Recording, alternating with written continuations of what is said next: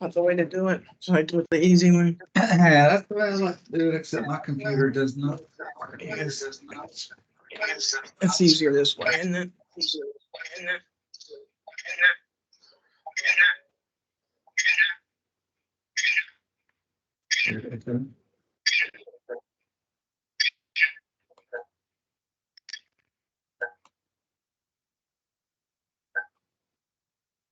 Why is that not working?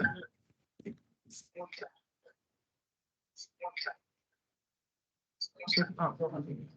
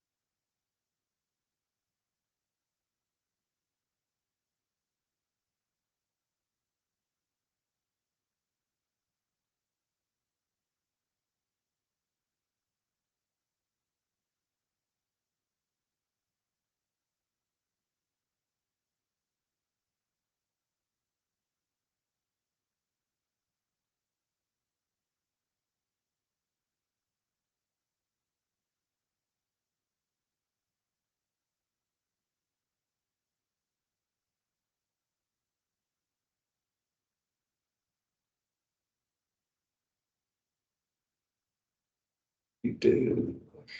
I don't know anything about this one, unfortunately.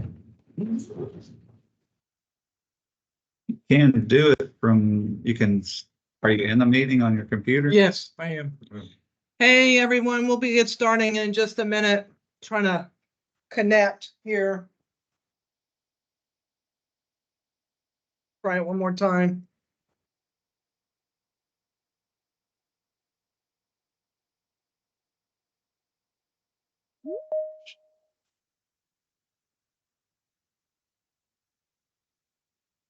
There's a team.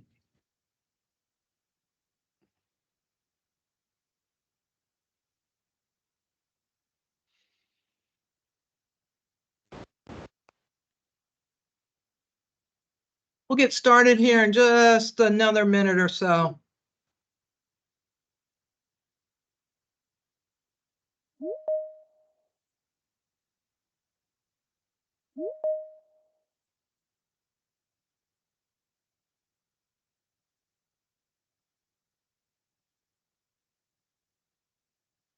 Hoping I could just share my screen on there. I don't think it's gonna let me do that either.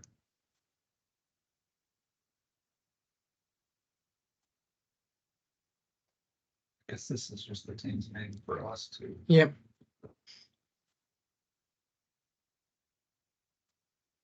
Hey, Tina, I see your agenda. Yeah, I think that's Melissa's doing that, right? Yeah, that's me. Oh, okay. It's not you. Gotcha. Okay. No, we're good. We're just trying to connect the bigger screen so Johnny can see, but Johnny's gonna come over behind me. Welcome, everybody. We'll go ahead and get started. Tina Russo, I'm the chair of the Pasco Community Traffic Safety Team. Welcome, everybody. Happy Wednesday, hump day. We'll just go around the room. Melissa, if you want to kind of go through the list here of folks that are here, and please provide which agency, organization that you're with, please also. Thank you. Yep. So hey everybody, I am Melissa Shepard with JMT and FDOT District 7 Safety Consultant. Just to let you guys know, this meeting is being recorded, and if you are not speaking, please mute your mics. All right, so first on the list, we got Brenton. Brenton Mosher, University of South Florida, Center for Urban Transportation Research. Thank you. All right, David Cruz. David Cruz, Senior Driving Instructor for AARP. Thank you. Eric Henry. Hey, good afternoon, y'all. Eric Henry with FDOT, CTST Program Manager. Thank you. Jeffrey. This is Amy Davis, subbing for Jeffrey. He'll be with us in about 10 minutes. We are with Pasco County Traffic Operations. Thank you. Casey. Hi, I'm Casey Kersey with EXP, and I am a GPC for both the Pasco MPO and FDOT District 7. Thank you. Lori. Hello, everyone. My name is Lori Paleo with JMT. Thank you. Randy. Hey, Randy Stovall with Pasco BPAC. Thank you. Shannon. Hi, everybody. Shannon Salter, Quest Corporation of America. I am a District 7 Communications Manager for the area. Awesome. Sheila Rainey. Hello, this is Sheila Rainey from Johns Hopkins All Children's Hospital, Safe Kids. All right, and then Venkat. This is Venkat with the Traffic Operations, Pasco County. All right, and if I did not call your name, please feel free to introduce yourself to the group.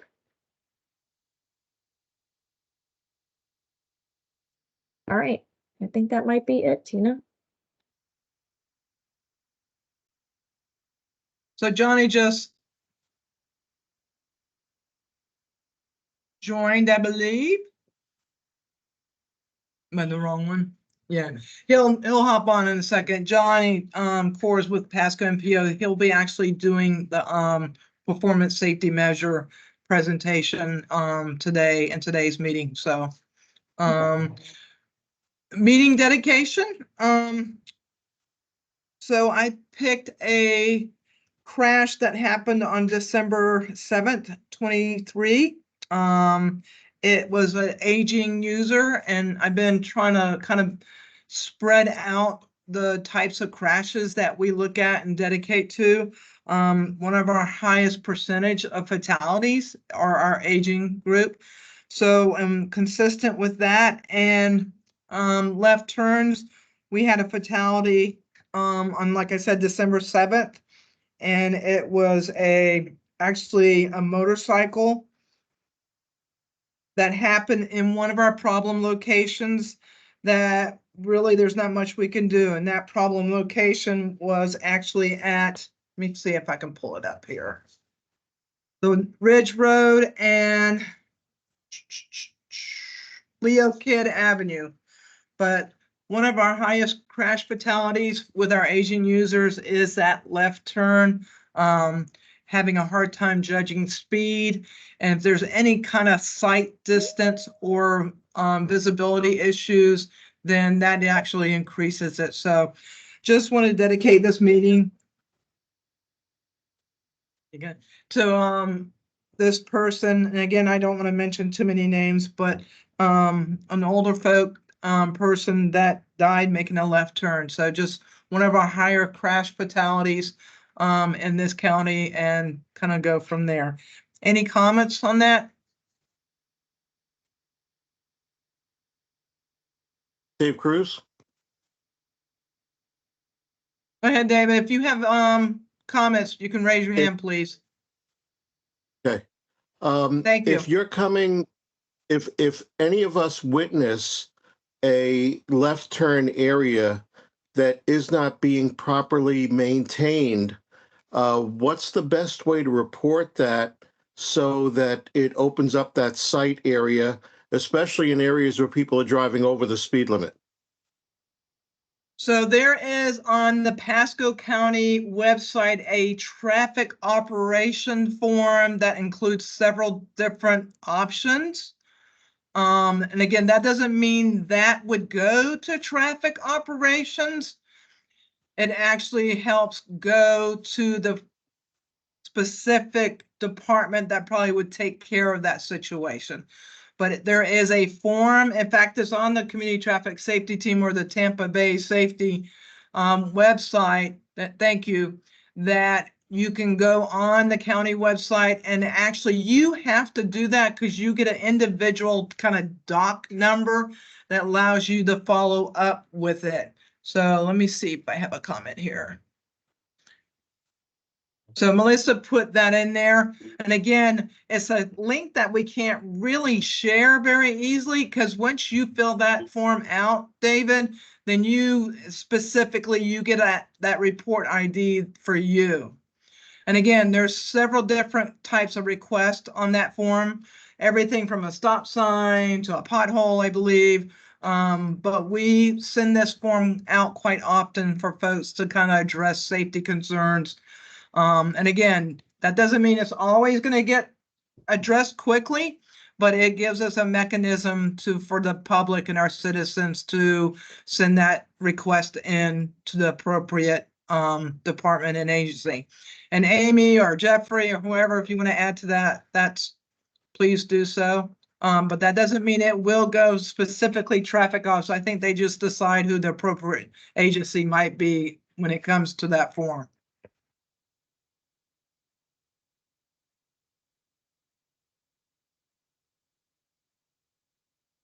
Anything else? So are we good to move on to review and approval of January 24 meeting minutes?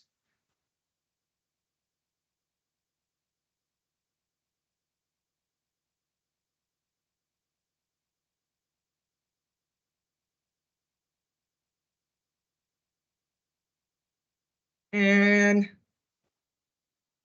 I don't think we saw anything, but that's why we have everybody look over them.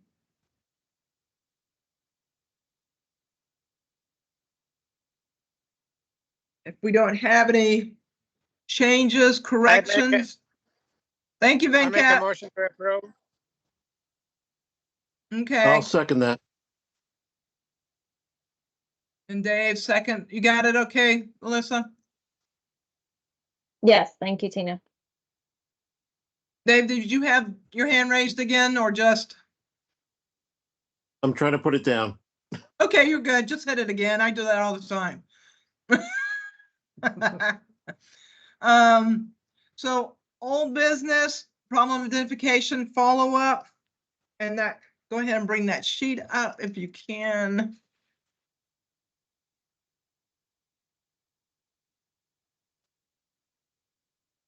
So Bay Boulevard, DOT Road, it's being followed up by DOT. That's all I have for that. The good news is we had one of our locations, on 19 that looks like some delineators have been put to eliminate the left turn. Johnny, that was 19 and It's 19 south of Gulf. And it's the left turn, if you're going northbound, it's the left turn into the, there's a Wells Fargo there, and there's also a Publix shopping center. There were a lot of crashes there, and actually, Port Richey PD brought that to us, and after several months, we've been able to get that left turn closed off. so that brings us 301 in Chansey, and I didn't see the gentleman here that was from DOT that was working on that project, but we had an update last month on what was being done at 301 in Chansey improvement wise. So we should be okay with that. And then Doherty Road and US 301. I think this is a wrong location unless Venkat or somebody can tell me different. When I went back and looked at the crash data, it was actually, is that the one we changed it to, the Doherty? Because I think I had Pretty Pond before, right? Correct. So And then this we is changed it. correct now. Okay. It's Doherty Road in 301 that has the higher crash statistics to it. So we might just have to relook at that again and kind of go from there with VinCats and their help.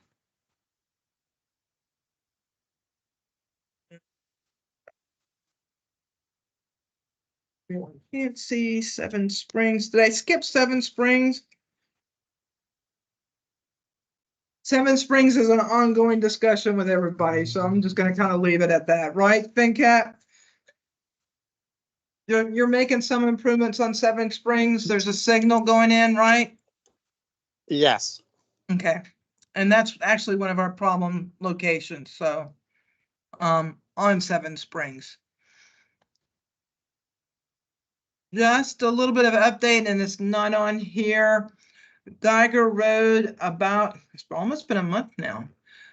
Geiger Road, we went and did a mini road safety audit, and we're gonna look at doing submitting some safety improvements for that piece of road. It's about a little over a mile long, but it's a cut through from 301 in Zephyr Hills to Eland Boulevard. Some crashes, a lot of bike ped movement. There's a bus stop for the school along that way. So we actually met with DOT, Zephyr Hills, VinCat, and several folks, and we're looking at some countermeasures and improvements to the road itself, seeking some funds for that to make it safer. It was on our list to put a sidewalk, but a sidewalk is not the total answer for that roadway. Dr. Stovall, thank you. I'll let you go first.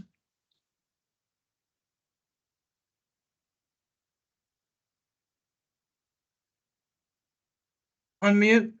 All of us unmute. Don't we love it? Now we're good. Yeah, I wanted to say thank you for doing that safety audit. Everybody that was involved, the people here in Zephyr Hills appreciated that a lot.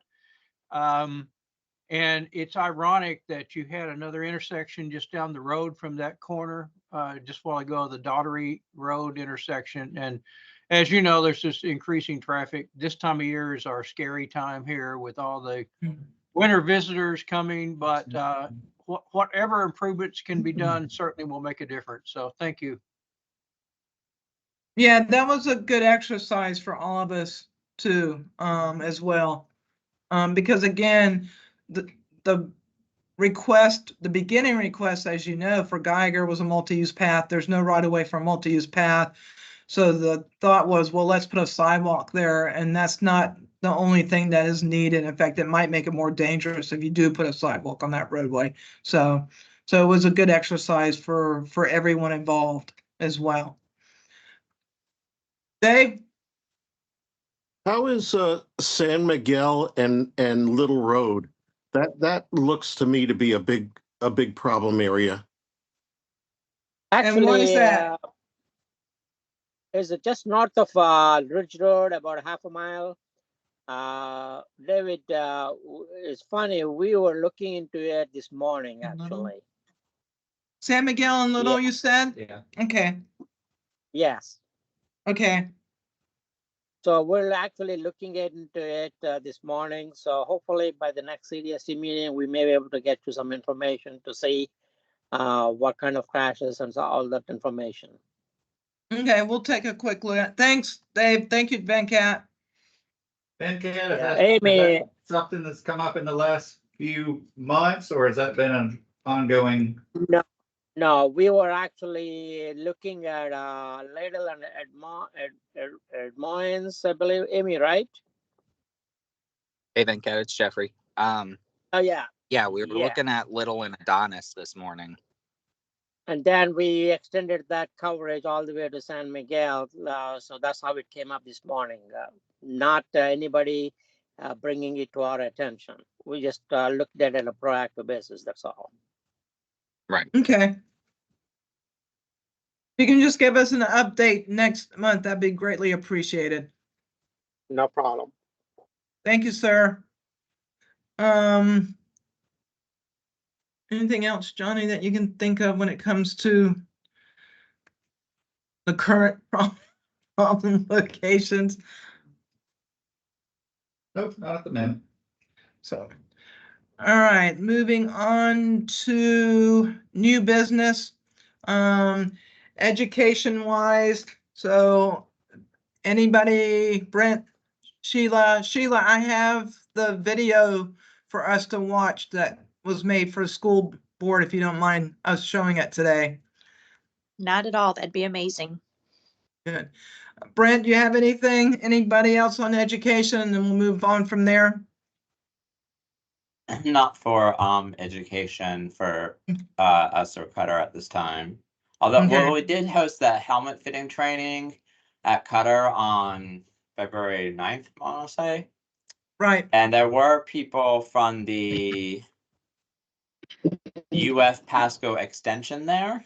Right. Is there any other Pasco? I know there's some Temple Terrace people, some downtown people.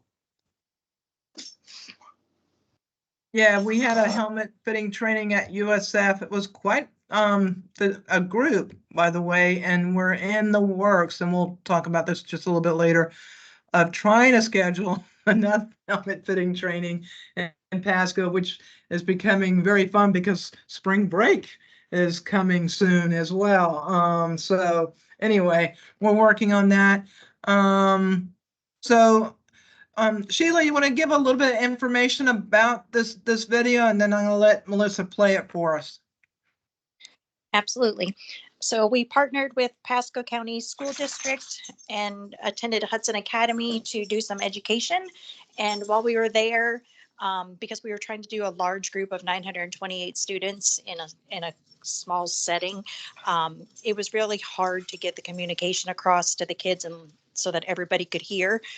So they decided to create a video that will be shown twice a year to the students during morning attendance, which is a time that they are focused and watching, and there's no distractions. So they'll do that in the beginning of the school year and then right after Christmas break. And the video is on bike safety, safety equipment, proper lighting, that type stuff.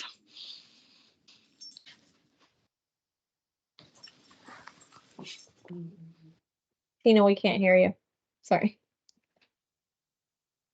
Can we go ahead and watch this? It's about 3 minutes, right? A little over 3 minutes, which is, Yep. what was important about this is keeping it short and sweet. Short and sweet. All right, I'm gonna play this, just a snip, just to make sure you guys can hear the audio. Let me know. Oh, I'm Chief Mike Baumeister. Yep, perfect. Okay, I'm gonna play it. I'm the Chief of Safety and Emergency Operations for Pasco Schools. Welcome to our bike safety discussion. I'm here with Petra Stanton from Johns Hopkins. Petra, it's great to have you here. Let's dive right in. How can kids and parents make sure that a bike and helmet fit them perfectly? Thank you so much for having me, first of all, and bringing attention to this important issue. Once you select the correct size for the helmet, some helmets may have a knob called a ratchet. If you turn it, it may make the helmet tighter. If you try to wiggle the helmet, it shouldn't move back and forth. If you move your head, it shouldn't move back and forth. This plastic piece should create a V under your ear, just like that. And you should not be able to fit more than 2 fingers under this strap, right under your chin, like that. We know helmets are crucial, but there's more to safety gear than just that. Petra, what other protective gear do you recommend for young cyclists? So young cyclists, especially those who are starting up, it's important for them to protect their knees, elbows, and they can do that with wearing knee pads, elbow pads. Sometimes gloves are helpful. Visibility is a critical aspect of bike safety. We haven't touched on that yet. Petra, can you tell us about the importance of wearing bright clothing and having proper lighting on bikes? So wearing something reflective or bright may help the person to be visible on a bicycle or while walking. Even putting something like this on a backpack that is reflective or may provide some flashing lights or lighting will help the drivers to see you and therefore prevent you from being hit. Understanding how to share the road safely is crucial for our young cyclists. Petra, could you outline the basic road rules that every young cyclist should follow? First of all, anyone under the age of 16 must wear a helmet. It is the law in our state. Secondly, always use a bike lane when it's available and ride with the traffic. Review signals with your parents. Again, signals are, you will show the driver where you're going, where you are turning, and that will let the driver know. Make an eye contact with the driver at an intersection, and that way they will know where you're going and you will know that they will know where you're going. Follow other stop signs and signals, red, yellow, and green, just as other drivers do. Finally, encountering road hazards is inevitable. Petra, how should our young riders deal with the obstacles, such as potholes, to stay safe on their journey? Look ahead, know your road before you're riding, especially if you have the opportunity to practice. So if you are going to be riding to school every day, maybe take a trip with your parent and practice it. You can slow down. You can even get off the bicycle and walk it safely around that. Petra, thank you for sharing your expertise with us today. Your insights are invaluable in helping keep our kids safe on their bikes. To our viewers, remember, safety starts with being prepared and informed. Let's ensure our young cyclists have the knowledge and tools they need to enjoy their rides safely. Stay safe and happy cycling.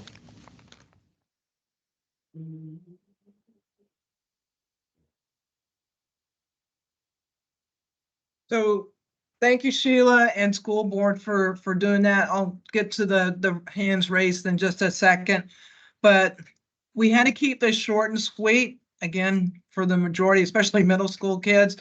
And most of those topics were really important because the fatality that we had on Kenton Trail, all of those points addressed what happened on that day as far as the cyclist education part. We have to work on the motor behavior and sidewalks and everything, but this is to help address those students having a better knowledge of how not to be put in that situation as well. So hoping to be able to use this on some of our social media with Pasco County. It's just a great job, using Sheila and Petra and our other Johns Hopkins partners as well. Dave, did you have a comment? Question. Since we pointed out early on that seniors, are having the biggest problems on the road and, deaths or injuries. Is there a possibility that the county can open up maybe on a bi-monthly basis, one day during the week that we can encourage seniors to come in and take that senior driving class? It is a 6-hour class, and it does get them a discount on their insurance. But it could be a proactive venture, done in cooperation with AARP.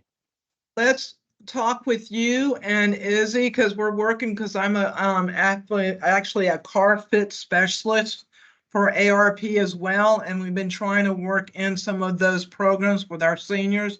So why don't you and I and Izzy, who's with Bayonet, we've been talking about trying to figure out how to incorporate some of those programs with our seniors. So that'd be a good conversation offsite that we can talk about, okay? That's great, and I appreciate it, because that's something we've been talking about and trying to do. Press release. Yeah.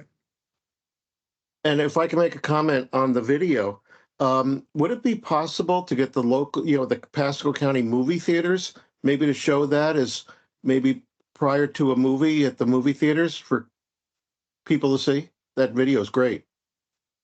Yeah, it's a great little video. And then Sheila, and I think some of that's going to have to go through school board since it's the, kind of them on it. So let's start with that. We already reached out and see where we Chief can Mike use it in the Baumike. future. Hello?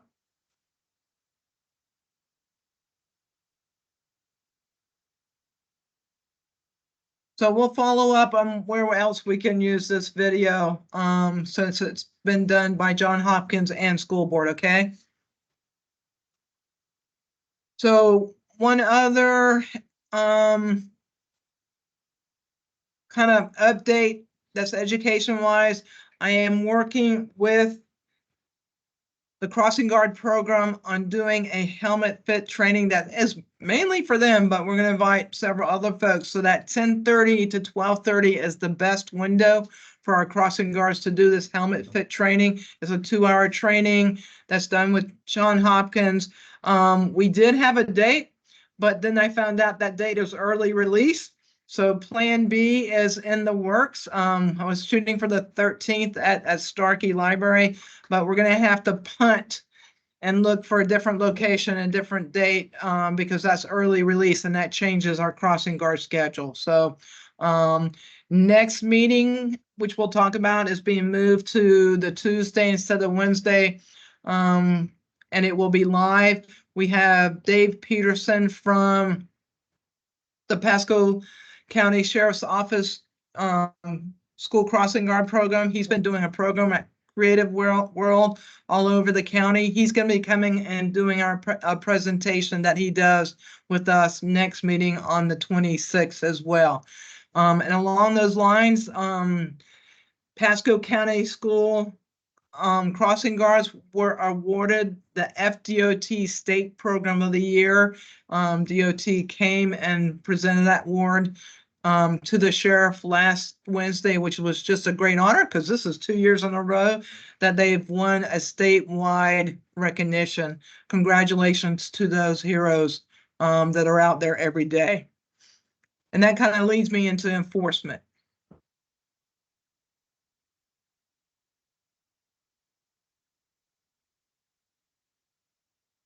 Hi, Tina. I will share the ELEE stats here in the chat. So we had these are for Pasco County, there are about 4,000 warnings, about 2,500 citations. So these are from May 1st to January 6th. And they are the details that were conducted on state roads by Port Richey, Newport Richey, and FHP.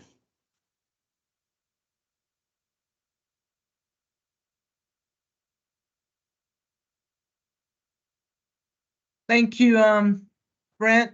And then are you going to mention what's coming up in Spring Hill? Yeah, we're having our ceremony. That's that is on the 21st. So yes, the 21st of March. Right. So they'll be getting all their nice equipment that they've been awarded. Port Richey is going to get a big giant speed feedback trailer. A lot of agencies are getting lasers and tint meters and all sorts of other fun things. Congratulations. Good. I'm gonna attend that. I'm looking forward to it. Any other enforcement updates? Engineering, I was gonna try to have some engineering projects for you guys, but we're actually in the midst of updating some of those projects with DOT and the county.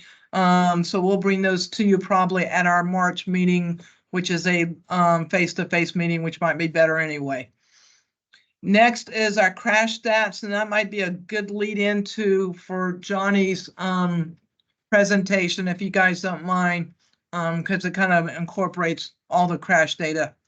So Laura, if you want to go ahead, or Melissa, do our crash statistics, and then we'll let Johnny kind of do our performance safety measures. Sure. So for Pasco County, from January 1st to December 14th of 2023, there have been 85 fatal crashes. At the last CTST meeting we had from January 1st to November 11th of 2023, there were 81 fatal crashes. So there's been five new fatal crashes from last month, and this is due to one being removed due to being a non-traffic fatality. That's why it's 5 instead of 4. One was unknown, 1 bicycle, 1 left turn, and 2 pedestrian. For the bicycle fatal crash, it was on December 4th of 2023 at Kitten Trail and Thompson Avenue, not at the intersection, in dark, not lighted, clear, dry conditions. The pedestrian fatal crash was on November 19th, 2023 on State Road 52 in Paradise Point Way at the T intersection in dark, lighted, clear, dry conditions. And then the second pedestrian fatal crash was on November 26, 2023 on 7 Springs Boulevard and Column Circle, not at the intersection, in dark, not lighted, clear, dry conditions. Of the 5 new fatal crashes, 3 of the 5 were in dark conditions, 3 of the 5 were non-intersection related, and all 5 were in rural areas. Again, there are 85 fatal crashes through December 14th. And the same time period in 2022, there were 91 fatal crashes. So we were down by 6 fatal crashes. And that's everything I got for this meeting. I think by the next meeting, we should have the full year of 2023 due to that whole 60-day lag thing. So I think I'll be able to give a better overview of everything. Yeah, we looked at them today. Of course, we're on that December 28th date on Signal 4. So we're close to we have a knowing leap what year. Yeah, oh my gosh, yeah. So this is a good lead into for Johnny to go over what our performance safety measures are and what this is all about, because this is what we have to report every year as far as what our performance safety measures are. So Johnny, it's yours. Thanks, Tim.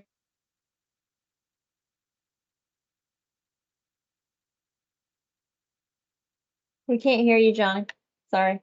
How about now? Yep. If you hear yours, okay, good. Thank you, guys. We presented this at our committees and board meetings at the end of January and February, and I won't spoil the ending, but they did approve our recommendations. So we'll go ahead and get into it. This is our highway safety performance measures that we are required to do annually. The state DOTs and also MPOs are required by the first piece of legislation, I believe, was MAP 21 in 2012, and the subsequent FAST Act of 2015 mandate that DOTs and MPOs report safety performance measures annually. MPOs adopt targets no later than 180 days after FDOT. And this year and in previous years, FDOT has adopted their targets, I believe, on August 31st. And that starts the 180-day clock for us. So our performance measures are due to FDOT by the end of February annually. For the last several years, FDOT has established a target of 0. They did that again in 2024. We say here at Pasco that we support the statewide target of 0, but we also establish our own targets just as a way for us to track our performance and our progress or lack thereof throughout the year. I think us, Hillsborough, and Pinellas at this point are 3 of the last remaining MPOs that report our own targets. I believe all the other, or most of the other 27 MPOs in the state have gone and adopted the target of 0. And if anybody has any questions during this, just butt in. I like this to be a conversation also rather than just a presentation. You can go to the next one, Melissa. Oh yeah, one more. All of the safety performance measures apply to all public roads. The PM2 and PM3 performance measures only apply to roads on the National Highway System. So this is a little bit different than the other performance measures because these apply to all public roads, local roads, collectors, interstates, arterials, everything. So we always have this caveat when we talk about what the actual performance measures are. The targets are established and based on data from 2018 to 2022. It's always based on a 5-year rolling average. And unfortunately, because the crash reports are not finalized from 2023, we're always looking at data from, the 5-year period unfortunately ends in 2022. So we're kind of always looking at backwards looking data when we report these performance measures. The 5 measures are there on the screen. It's the number of fatalities and serious injuries. It's also the rate of fatalities and serious injuries. And the non-motorized fatalities and serious injuries don't have a rate, so it's just the raw number.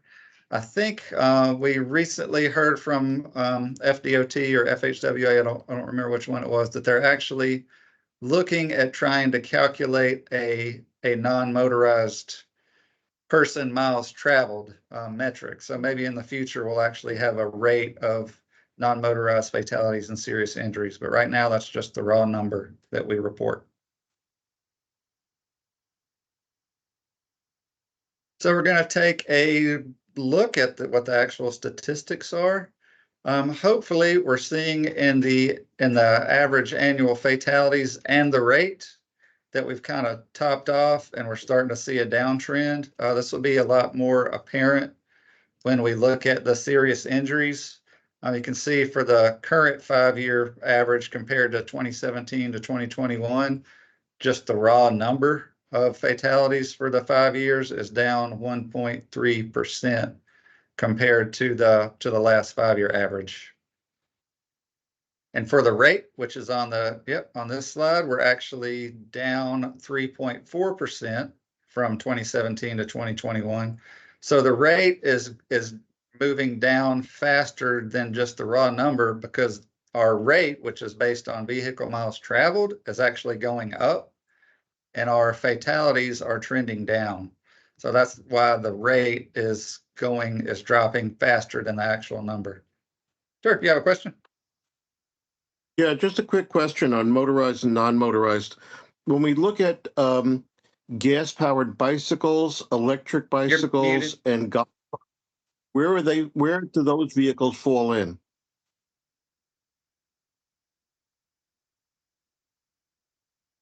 You're muted. I couldn't hear you. I'm sorry. Can you hear me now? Hello? Can you hear him, Johnny? Can you hear me? Can y'all hear me? Yeah, can we hear both you. of you. I can hear him. No, my question was, when we're looking at gas-powered bicycles, electric-powered bicycles, and golf carts, what category do they fit into? That's a good question. Right now, they're non-motorized.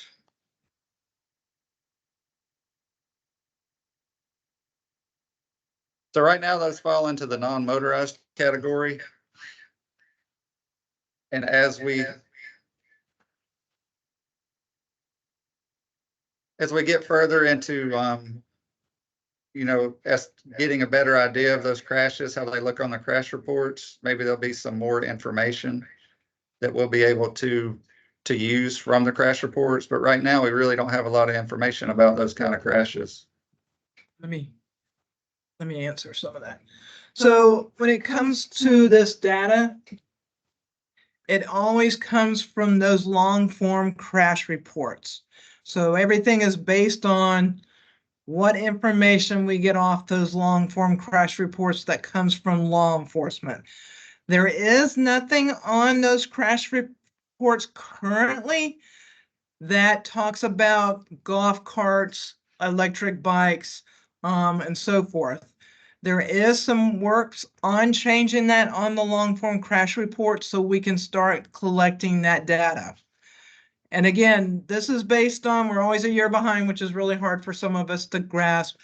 But for example, this past year in 23, our bicycle fatalities are starting to go up. And we kind of equate that to electric bikes. So I'm just going to be straight off with you, but there's no way of knowing that because the crash report really doesn't provide us that information. So this data is only as good as what that crash report can give us and kind of go from there. That's why we delve into the crash reports in detail to see if we can get that information from them in the description only. I'm muted. Yeah, we're having a mute back and forth since we're in the same room. So this is just a map, just to illustrate the fatal crashes over the 5-year period. And this just kind of gives an indication, you know, everybody knows about US 19. And this just gives an indication that this is really a countywide problem. It's a local road problem. It's a state road problem. Based on this, on these locations, 19 is about 15 to 20% of all our fatal and serious injury crashes. So we know that that is important, but we've also got to look throughout the county.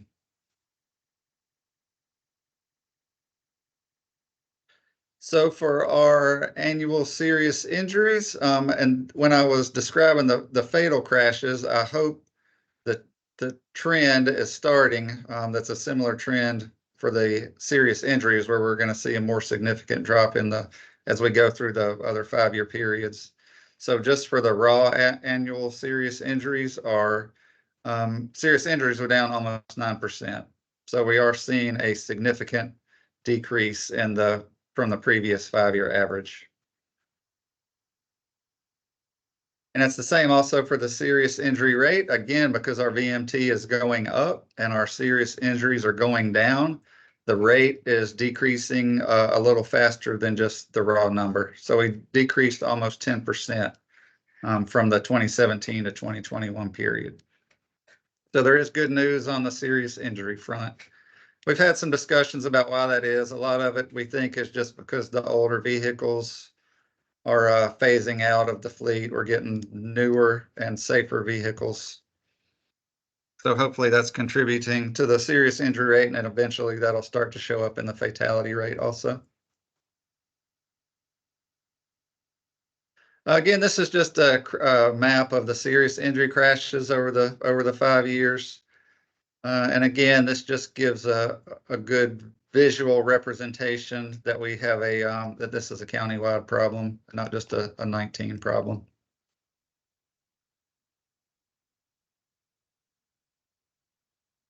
So for our pedestrian and bicyclist fatalities and serious injuries, there's a little bit different shape to the trend, but again, since 2016 and since the 2016-2020 time period, we're reducing crashes, so that's good. And these are down 2.2% from the previous 5-year average. Again, this is not a rate. This isn't based on anything other than just the raw numbers until we can get some kind of person miles traveled rate.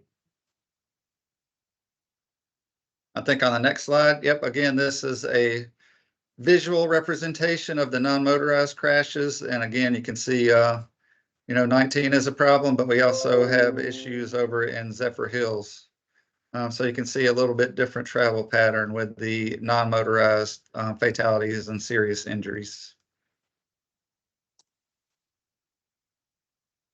So this is our VMT, our vehicle miles traveled. We usually have a good bit of discussion about this at the board meeting. So we started including this a couple years ago. So VMT is still increasing in the county, but it's from the 2020 COVID low. We're increasing, but it's at a slower rate. So we only decreased 0.1 million vehicle miles this year, and this is annual. This isn't based on the 5-year rolling average. This is an annual number.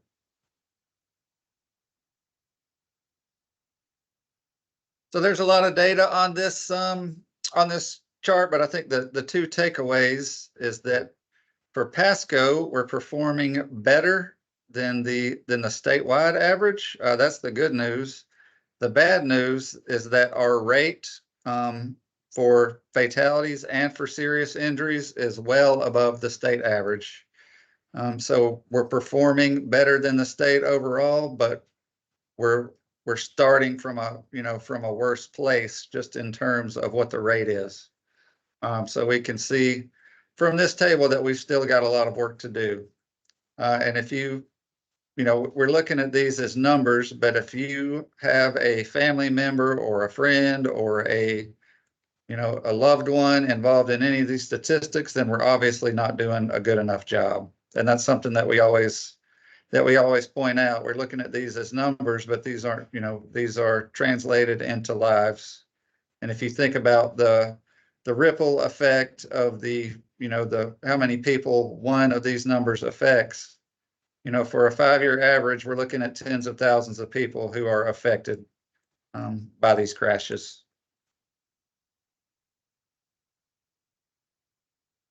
Yep, you have a question? Let me see if I can hear this time. Let me turn my volume up. Okay.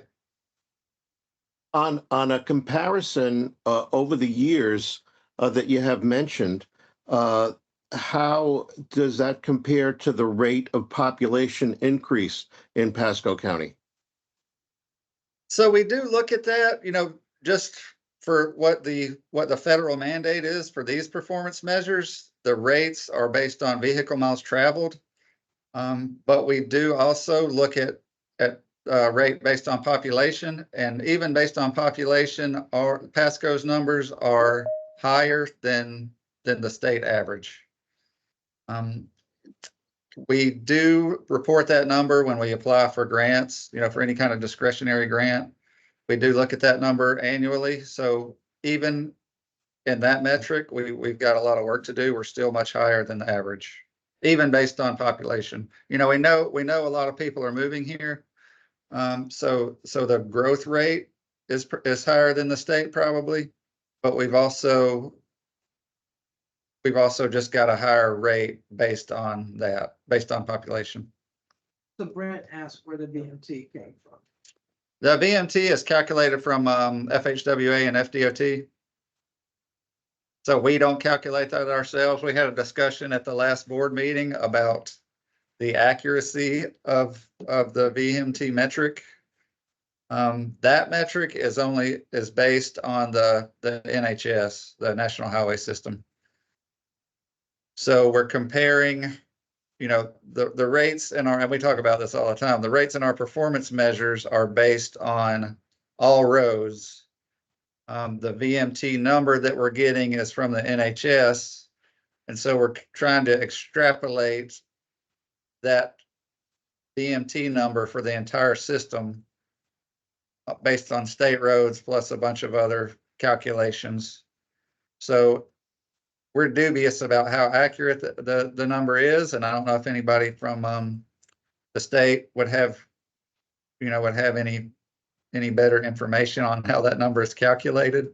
But yeah, we talk about that all the time, how accurate that number is.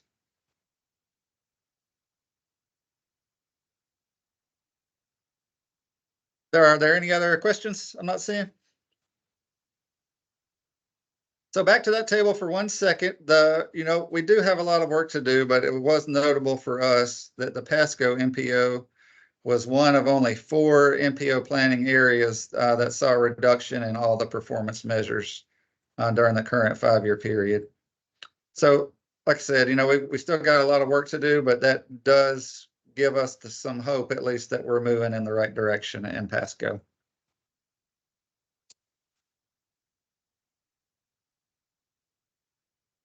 So the targets and the numbers don't mean anything if we're not addressing the causes and talking about how we're addressing safety every day.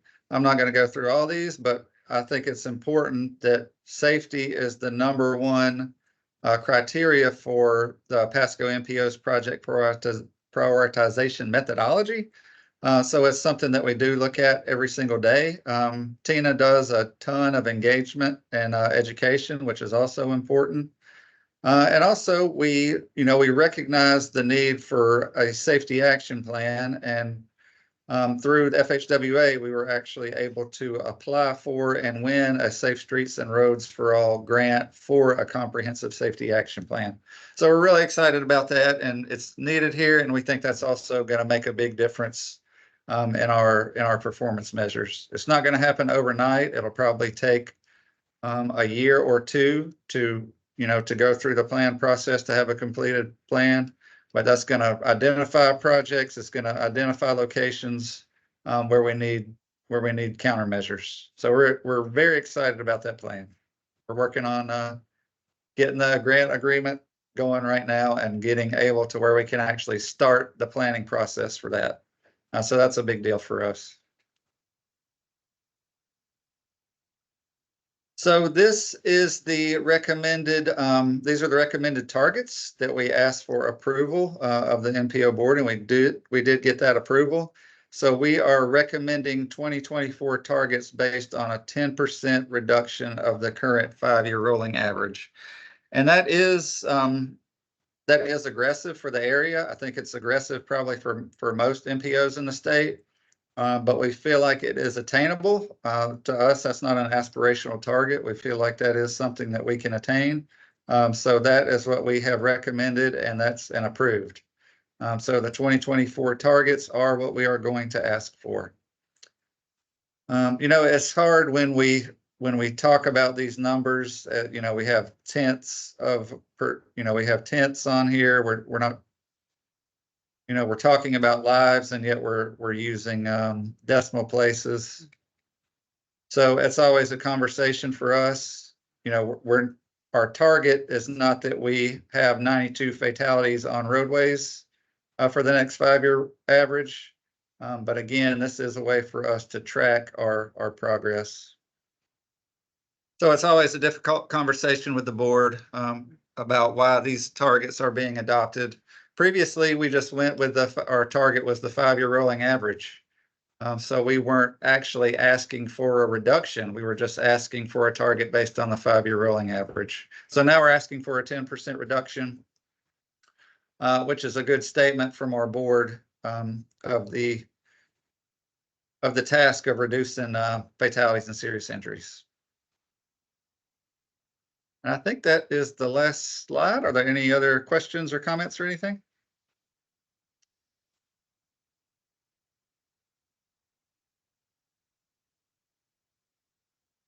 So I think it's important to know that the MPO is a planning organization. So we do these targets, but it's actually up to most of our partners, whether it be Venkat and traffic operations. They're the ones that really have moved the needle more than anything. We support our county agencies and our law enforcement agencies, those that are all part of this community traffic safety team. Those are the ones that make that needle move in these problem locations, trying to make some things happen and countermeasures. So again, as a planning organization, we're at the mercy of all those other agencies that implement and enforce and educate. So, but we greatly appreciate that we are going in a different direction. When you look at the growth that Pasco County is having, again, we used to try to maintain that number just because we knew the growth that we're having, but we felt like that wasn't a target zero goal. So that a 10% with the growth that's happening in this county is a big undertaking, and we appreciate everybody that's part of this group, and that helps make it happen, because one is one too many, that like Johnny said. So I just so want to make moving one on comment. to calendar updates and activity reports. I just want to make one comment on the 10% reduction you all agreed upon, okay? Example, if the county is growing at a 5 to 10%, if you're expecting or estimating a 10% reduction, that is a net 15 to 20% reduction, which is significant. Yes. We know, we know, Big Cap. And, you know, when we had this discussion a year ago, over a year ago, about, you know, again, target zero, what is going in a different direction, but what's realistic and attainable? Because I'm not, you know, a number on a piece of paper doesn't matter unless we're trying to really do something. So 10% with the population growth that we have is huge. And to be able to see that this county has been one of the ones to go in the other direction with the growth, that's kudos to you guys as much as anybody else. As our engineering folks, as our law enforcement folks, as our traffic operations folks they're the big part of that. And we thank you guys for that. Yeah, and then Kat, we know it's not going to happen overnight too. You know, this is going to be a gradual process, but we think we can get to 10%. We done pretty good this first year around. And we're hoping that safety action plan can really identify those those high injury network and those locations where we can start going after different funding sources to address those problem locations. Because it's all about the money at those areas. So that safety action plan will take us 2 years, but it lets us go after different money to address those needs.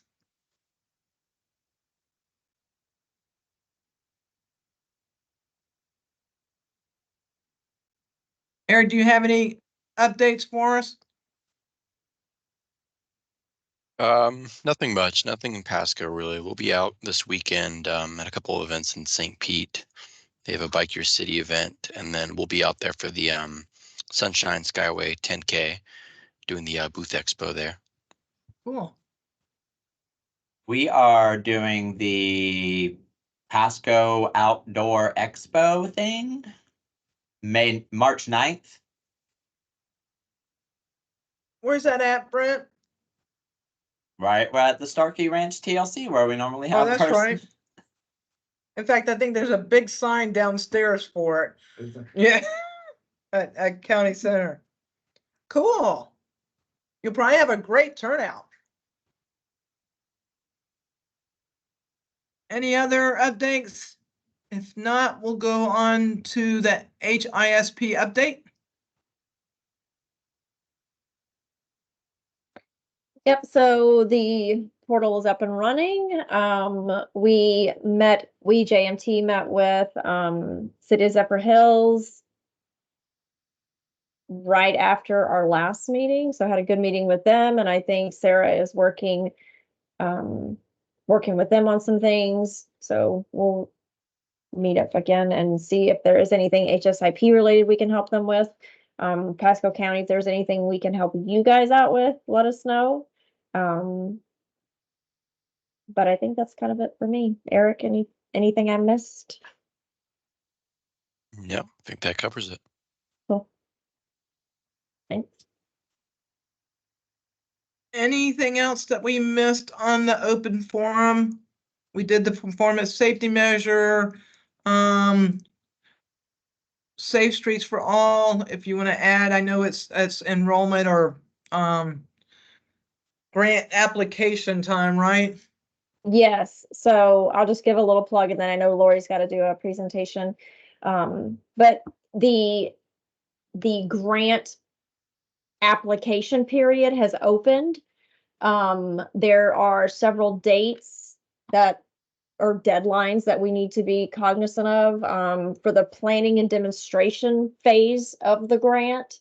There is April 4th, May 16th, and April 29th as deadlines for just that portion. If you're going after the implementation grants, the deadline for that is the May 16th. And then August 29th, the whole thing closes for the grant cycle period. And then and then we have to wait several months again, probably in February, for it to reopen. I'm doing like an e-blast to let everybody know that it is open. I'm going to put in there some good resources, the criteria again. There's a bunch of webinars coming up. I shouldn't say a bunch. There are 3 webinars coming up. March 7th is the how to develop an action plan. On March 8th is a webinar on supplemental planning and demonstration grants. And then on March 13th, they're having a webinar on how to apply for an implementation grant. So that's out there. I'll put that all in the chat. But that's just a general overview. Again, I'm gonna work on putting an e-blast out, so that should be coming to you guys probably by the end of the week, maybe Monday at the latest. So that's it for me. And along those lines, you have to have this safety action plan first before you can go to implementation demonstration projects. So that's why we're just at that first stage. We have to have that action plan done before we can go after specific projects, demonstration, implementation projects. The plan identifies those locations to do that. So it's a very systematic approach to how you do that. So that's why we're only in this phase 1, because we get constantly asked already, can you do this already? Well, no, we're just at step 1 here to identify the needs. And it's based on data, you guys. It's the good news that's based on data and not a whim, so to speak. So, David? Yeah, I just have a quick question. Seeing that Tarpon is the town that backs up to us coming in and out of our county on 19, I don't know if anybody else has gotten caught in these 2 situations, but over the past 2 months, they've had 2 fatalities in Tarpon. And one of them, when I was traveling southbound, it took me 2 hours to get from 54 to the county line. And another time coming north, again, when there was a fatality in Tarpon, it took me 4 hours to get home. And I just didn't know if there's any cooperative efforts being made to work out any traffic detour situations or information that they can let us know when they completely shut down 19. So that is a DOT question, and there actually is a intelligence system that is used on some of the state roads. So maybe we can just address that at our next meeting. That's supposed to help. You see them on the on the interstates that lets you know if there's a delay ahead and all those kind of things. So, but yeah, and then if it's 19, it's a DOT road, we can probably get a better answer. Is it in reference to 19 that you're talking about?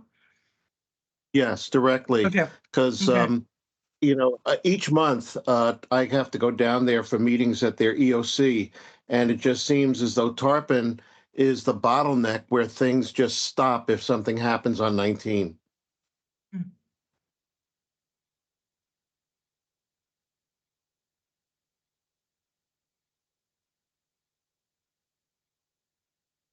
We'll just have that question asked to DOT and see if they can provide anything for us.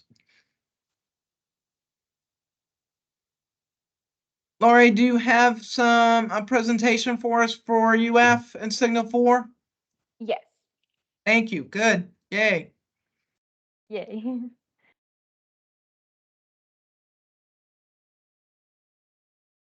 Hey, Tina, did you get yours set up Say that again, Venkat? for Signal 4? Did you get yours up and running? We're still in that 60-day lag. Haven't heard anything from Florida DMV. I actually have a meeting in April that I can probably address it face to face. No, but you said, it means what I heard is FDOT said they have now 3-day access, lagged by 3 days, and we are also eligible. So have you started the process or no, not yet? Yeah, I've started the process, but that memo of understanding has to go through Florida Department of Motor Vehicles. Yeah, this will all be discussed actually in the presentation. Okay, all the good. limitations and Man, stuff. Yeah. Perfect The timing, yay. first half of the presentation is how Signal 4 works, and the second half is all of that stuff. So, okay. Hello, everyone. Do you see my screen actually? You see? Okay. Yes, yes. Okay, awesome. Hello, everyone. My name is Lori Paleo. I am a traffic engineer at JMT, and today I will be discussing Signal 4 Analytics database. So here's an agenda with a quick overview of the power of Signal 4 to answer your questions on what Signal 4 is, how it works, its limitations, and your crash data responsibility. So what is Signal 4? Signal 4 was developed and it is hosted at the University of Florida's GeoPlan Center, and it integrates crash data through an interactive web-based platform. Signal 4 creates both spatial and non-spatial data downloads for users. Spatial data is when you download a geodatabase from Signal 4 Analytics and you input it into GIS, also known as a Geographic Information System, to map crash data based on their longitude, latitude values to form relations in the crash data. Non-spatial data is when you download a CSV file to create tables in Excel to analyze the crash data. Signal 4 supports the crash mapping and analysis needs of various stakeholders, including education, engineering, enforcement, and emergency medical services to improve safety in the state of Florida. So what is crash data used for? Crash data supports all aspects of traffic operations, and crash data is the foundation for every type of study. Some of the studies you see here listed on the screen. For example, for benefit cost calculations, FDOT's website has a benefit cost analysis spreadsheet tool, and benefit occurs when the number of crashes is reduced or the severity of crashes is reduced because of the transportation improvement. So you use crash modification factors along with Signal 4 Analytics crash data to perform a benefit cost analysis. So this is one way Signal 4 is very useful for crash data.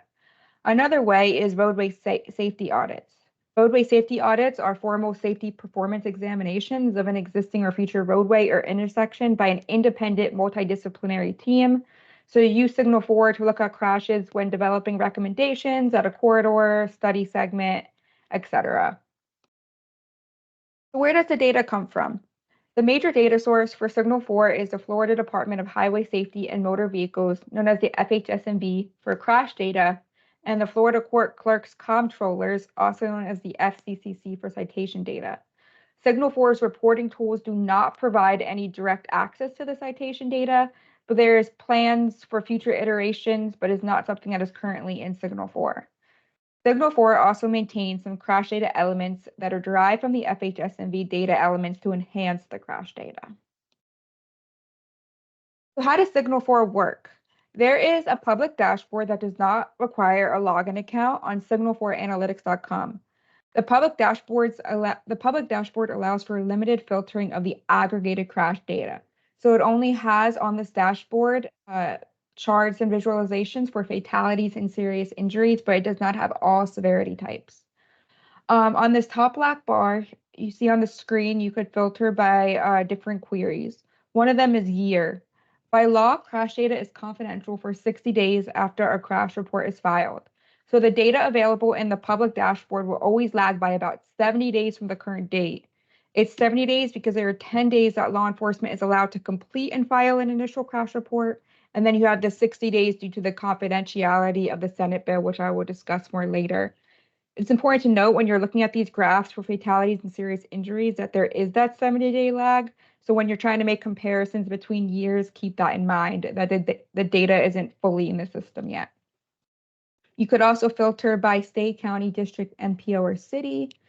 You could also filter by law enforcement agencies. So say you wanted to know fatalities and serious injuries within the jurisdiction of Pinellas Park, for example, you could look at that as well. You could also filter by emphasis areas. Emphasis areas were developed from the Strategic Highway Safety Plan. It is a statewide data-driven safety plan for all of Florida road users. It's a state 5 years comprehensive roadway safety plan for achieving Florida's vision of zero traffic-related fatalities. So the SHSP includes 13 emphasis areas that guide Florida's safety efforts, and they're listed on this bar graph on the left, some of which include like distracted driving, intersections, and ped bike. So once you pick your queries for your fatalities and serious injuries and like what jurisdiction you want and year, you will get different graphs, including an emphasis area bar graph, an annual bar graph. You have a heat map showing the dense concentrations of where these fatalities and serious injuries are. You have temporal relationships, age group, day of week, and hour of day. So Signal 4 is a very powerful tool, but you may want to see more than just the fatalities and serious injuries. So you can put an account access request to get additional crash data features. So you could either request a new account or get help with an existing account. Requesting a new account, you request a new account if you never had a Signal 4 account in the past, and then help with an existing account if your account's not active or expired, stuff like that. So for the new account, there's 5 different options. Selecting the first, public agency employee, or the second, public agency PM requesting for a consultant, it opens a request form appropriate to the request type employee or consultant, as you could see on the right. Selecting the third, vendor consultant, or the fourth, academic researcher or student, presents the message that the requester must work through a governmental agency to be granted the access, and that the appropriate project manager from that agency should initiate the request. And then lastly, selecting the fifth, press citizen or other, presents the message that access is limited to governmental agencies and their employees and contractors. So local agencies must request Signal 4 access directly from the Signal 4 website, and local agency approval will come from Signal 4 Analytics, not the FDOT. So do not go through the FDOT when requesting Signal 4 access. So to get to this form, you can go to the top right-hand corner of the public dashboard and click the people icon and request an account, or you could type in this link below and it will direct you to the form. So once you get account access, you will have access to a dashboard with all severity types and a bunch of different filters, and you could perform your spot reviews, your corridor analyses, and your systematic studies. So when you open the dashboard, you're going to see a lot of different queries, including date range, geographic boundary, street or intersection, circumstances, participants, and vehicles. They will have drop downs with a bunch of different information, including crash severity, lighting condition, whether they're wearing a helmet, if they're a commercial motor vehicle. There's a lot of different queries available. Today, I am going to just go over some of the queries just because Signal 4 is very powerful and there's a lot you could do in here. So I'm going to go over some of the roadway selection tools. So first, I'm going to use a real world example. Pretend you receive a call from a citizen about the safety of an intersection on Morris Bridge Road in State Road 54. There are different ways to query the crash data to look into this request. So first, you could use the DOT roadway selection tool where you could select roadway ID and milepost. This tool doesn't select the side streets and it only selects the DOT roadway or main line. A possible con to this is side streets could be important for capturing angle crashes or left turn crashes. You may want to know crashes not just on the DOT main line, but also on Morris Bridge Road. So if you want to capture the crashes on Morris Bridge Road as well, you could use the intersection selection tool. You could type in the name of the intersection, or you could zoom in and click it on the map on Signal 4 Analytics. The intersection query allows you to get both the main line and the intersecting street. You could also capture offset distances to capture more area, including if you want to get left turn lanes at the intersection, etc. So you could increase the offset distance here. Another way you could query the data is by street. This doesn't select the side streets, it only selects the entire street. So if you type in State Road 54, it's going to select all the crashes along State Road 54. This could be a possible upside because maybe you want to see what's happening further away from the intersection before approaching the intersection to see if there are any pattern trends or differences. So there could be, say, for example, 20 crashes on State Road 54 near Morrisbridge Road and maybe 5 near another intersection. You want to see maybe why are these patterns different? What is there something you could do in engineering or safety to improve that? Next, you could filter by custom network where you could highlight areas of interest. This is cumbersome for long roadway networks, but it's good for shorter segments, like if you want to get intersection data or maybe crashes on a freeway ramp. So this is a good tool for smaller segments. So last type of area boundary we could do is a geographic area.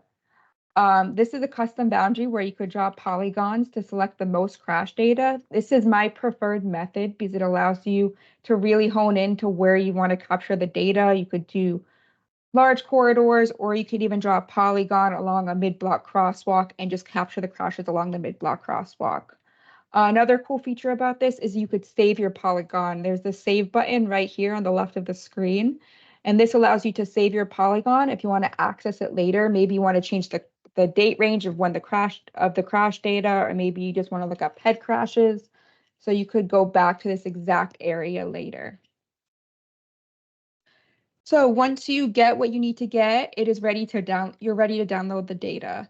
So there are different ways you could download the data to get sent to your email. You could download crash tables, which are CSV files that have crash event data, driver data, non-motorist information, passenger, vehicle, and violations.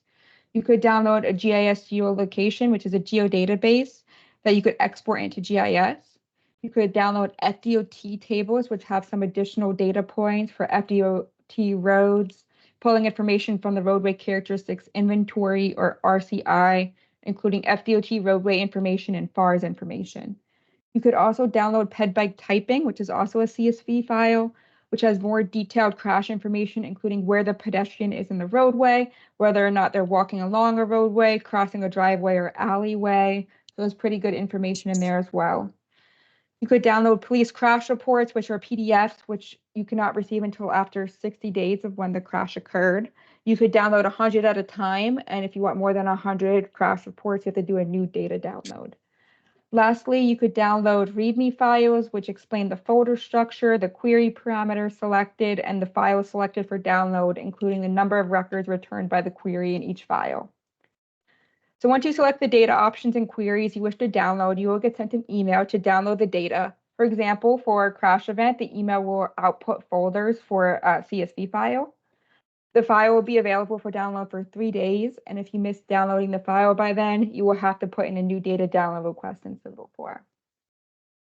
So, what you all want to know about, what are the crash report usage limitations? And then next we'll be talking about the 60-day access. For the crash report usage limitations, privacy requirements were implemented starting March 1st under the Florida statute to protect the personal identifying information for those involved in a crash. So crash reports are not available within the 60-day window. The FLHSMV does not provide a redacted version of the crash report. So every crash report contains the PII, personal identifying information, that is confidential under the statute. Crash data downloads, including CSV and GIS files, are also not available within the 60-day window. So you will have no information available about a crash less than 60 days old.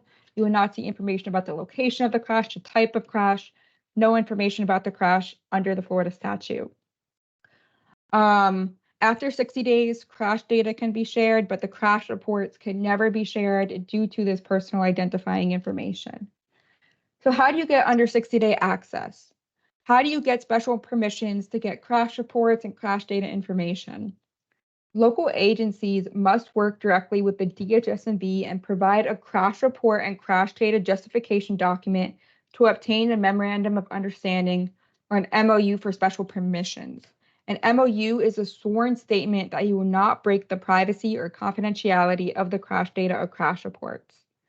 The second bullet, the Florida statute 316.066, shows part of the Florida statute that supports that you are given immediate access after you maintain the MOU, after you did the crash data justification document and obtain that MOU. Any agency listed in the statute, like federal, state, local governmental agencies, will need to enter into an MOU agreement with the DHS&V to gain that access. So the FDOT, for example, has signed an MOU with the FLHS&V, and other agencies are not covered under FDOT's agreement and would have to negotiate their own to get an MOU. To contact the DHS&V, their contact information is the last bullet here with their email address and phone number. So what is your crash data responsibility? Any person or agency who has copies of or access to the data or documents have the same responsibility to maintain its confidentiality as the FLHS&V. This includes legal liability for misuse of the data that's shared, and the agency would have to sign an MOU that stipulated that they may not sell the information to a third party and may not share the data with anyone who is not eligible to receive it under the law. So just to put that into summary, you cannot share any information related to a crash that is less than 60 days old to those who are not eligible to receive it under the law. And then after 60 days, the crash data can be shared, but the personal identifying information can never be shared. If you misuse this data in any way, it is a third-degree felony. You could get a minimum of a $5,000 fine, and it is on your criminal record forever. So please keep this in mind. So here are links to 2 great and free videos that demonstrate the power of Signal 4. The first link was completed through the Florida LTAP Center on how to get Signal 4 Analytics account, how to sign into the platform.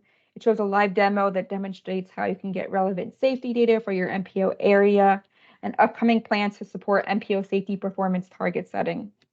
The second link, the FDOT State Safety Office, SSO, developed the crash data guidance to add clarity and consistency to the use of crash data for safety evaluations. The training covers how to download crash data using Signal 4 with hands-on demonstrations. So I highly recommend you check out these 2 webinars. It has kind of more detail into what I went over today and some additional information on the power of Signal 4. So lastly, if you're wondering if you should use CDMS with Signal 4, FDOT decided to limit CDMS users as of November 2023 due to the Florida statute privacy restrictions. And FDOT is encouraging users to request a Signal 4 account if they do not have one. And if you do have one, use that as your primary crash data download source.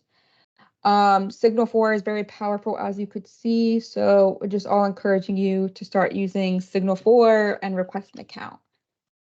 And that is everything I have. Does anyone have any questions? Just a comment, Lori, if you go back to the slide, and I'd like a copy of the presentation, if you don't mind. Go back to the slide with the dashboard, because again, this is, anybody can use the dashboard, this right here.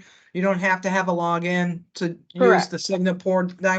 What's really important for people to know, we have those emphasis areas on the left-hand side of the dashboard.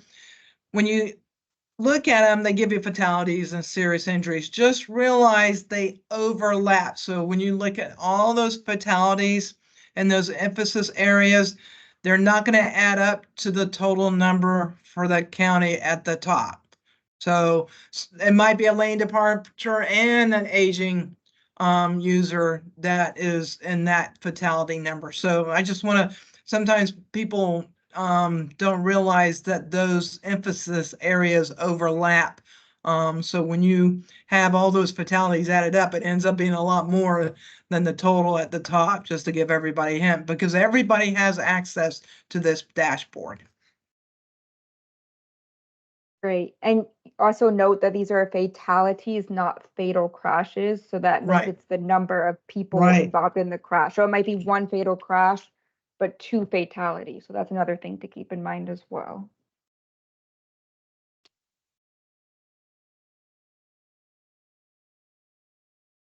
Any other questions or comments? Good, great presentation. Thank you. Thank you.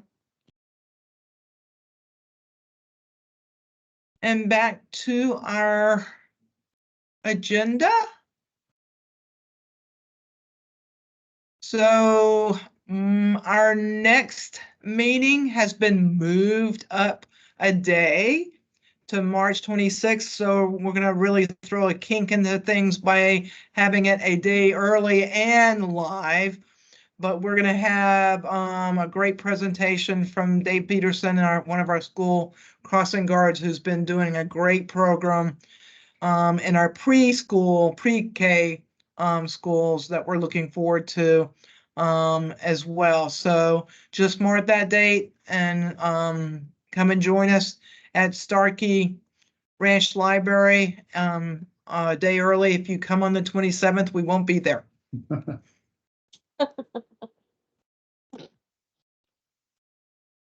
Anything else to add?